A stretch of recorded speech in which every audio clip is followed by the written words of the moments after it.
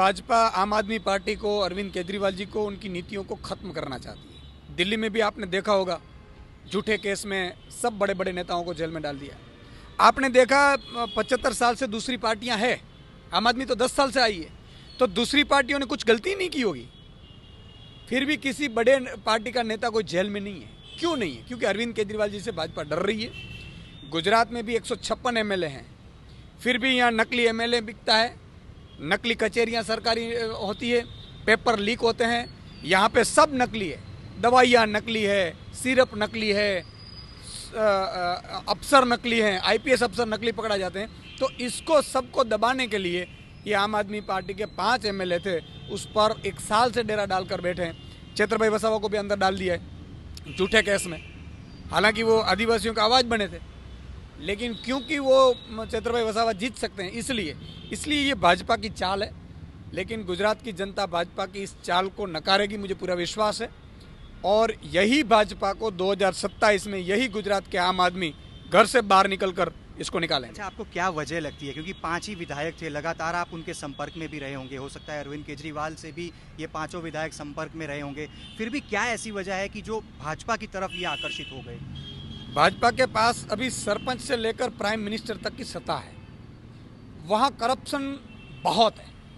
अब देखो, छगन भुजबल चला गया, वहाँ पे ओके हो गया।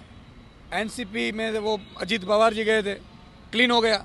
तो यहाँ सब लूटो, प्रजा को जितना लूटा है इतना लूटो, लेकिन भाजपा में रहकर लूटो, ये उनकी नीति है। और आम आदमी में वही टिक पाएगा जो संघर्ष कर सकेगा, जो अरविंद केजरीवाल जी के रास्ते, भ्रष्टाचार मुक्त शासन के रास्ते चल पाएगा। यहाँ संघर्ष है, यहाँ कोई माल नहीं है, यहाँ कोई पैसे नहीं है, यहाँ भ्रष्टाचार की मनाही है।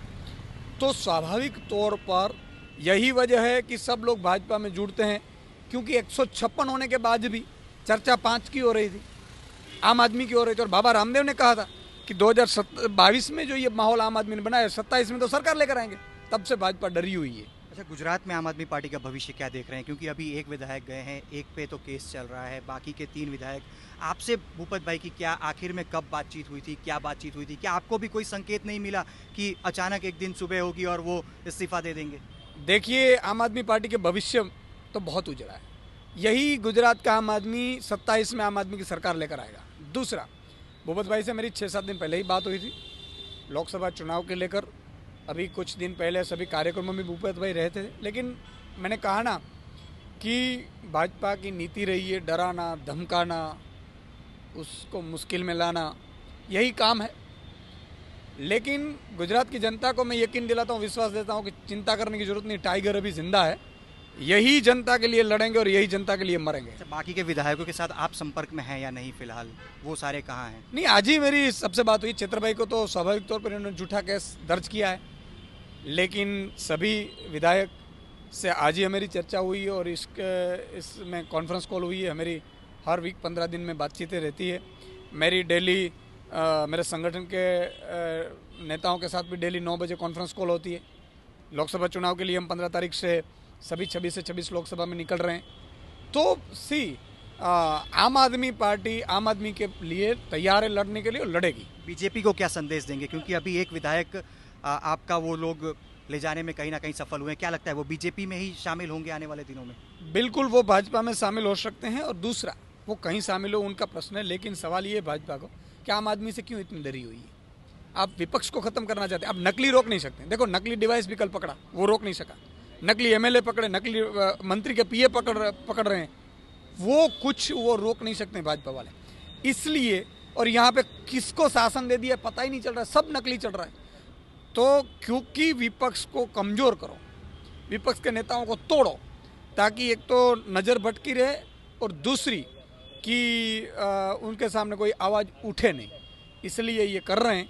लेकिन गुजरात की जनता बेखूबी जानती है और भाजपा के प्रति गुजरात की जनता में नफरत जागेगी इससे। अच्छा, लोकसभा चुनाव के पहले लगता है कि आम आदमी पार्टी थोड़ा और कमज़ोर हो गई, क्योंकि 5 ही विधायक थे, 1 के पर केस है, 1 इस्तीफा दे चुका है, बचे रहे 3 अभी फिलहाल सीधे तौर पे।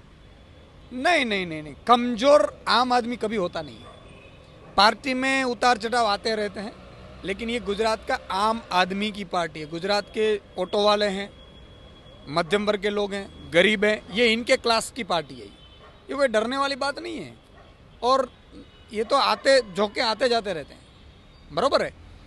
यही भाजपा जब 2024 में ख़त्म होगा ना उनका शासन सिंहासन, यही भाजपा पे 156 वाले भी नहीं रहेंगे शायद, सब जेल में। कांग्रेस के साथ ही आने वाले दिनों में साथ मिलकर लड़ेंगे, क्योंकि अगर अलग अलग लड़ रहे हैं तो सीधे तौर से परिणाम तो फिर एक बार भाजपा की तरफ आता हुआ दिखाई पड़ रहा है। मैं तो कह रहा हूँ कि कांग्रेस को भी मतलब साथ में होकर लड़ना चाहिए। इंडिया गठबंधन तो होगा तो साथ में स्वाभाविक तौर पर यहाँ पे भी लागू होगा, लेकिन देखते हैं, क्योंकि अल्टीमेटली गुजरात की जनता को लिए लड़ना और भाजपा के सामने लड़ना बहुत संघर्ष मांग रहता है।